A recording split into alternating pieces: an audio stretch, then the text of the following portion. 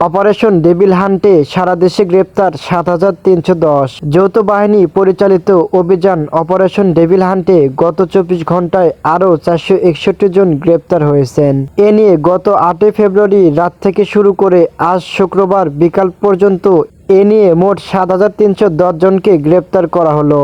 শুক্রবার এক প্রেস বিজ্ঞপ্তিতে এ তথ্য জানায় পুলিশ সদর দপ্তর। এতে বলা হয়, গ্রেপ্তারের পাশাপাশি গত ২৪ ঘন্টায় এই বিশেষ অভিযানের বাইরে বিভিন্ন মামলায় ১,১৮৯ জনকে গ্রেপ্তার করা হয়। গত ২৪ ঘন্টার অভিযানে কিছু অস্ত্র উদ্ধার করা হয়েছে। এর মধ্যে রয়েছে দেশি দোনলা বন্দুক ২টি, দেশি শুটার গান ১টি, বিদেশি পিস্তল ১টি ও ৬টি গুলি এবং ধারালো অস্ত্র ১টি।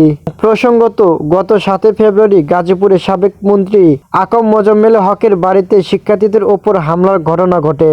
আওয়ামী লীগের লোকজনই এই হামলা চালিয়েছে বলে অভিযোগ করেন শিক্ষার্থীরা। এই ঘটনার পরই দেশের সামগ্রিক নিরাপত্তার ব্যবস্থা জোরদার করার লক্ষ্যে অপারেশন ডেভিল হান্ট পরিচালনার সিদ্ধান্ত নেয় অন্তর্বর্তী সরকার।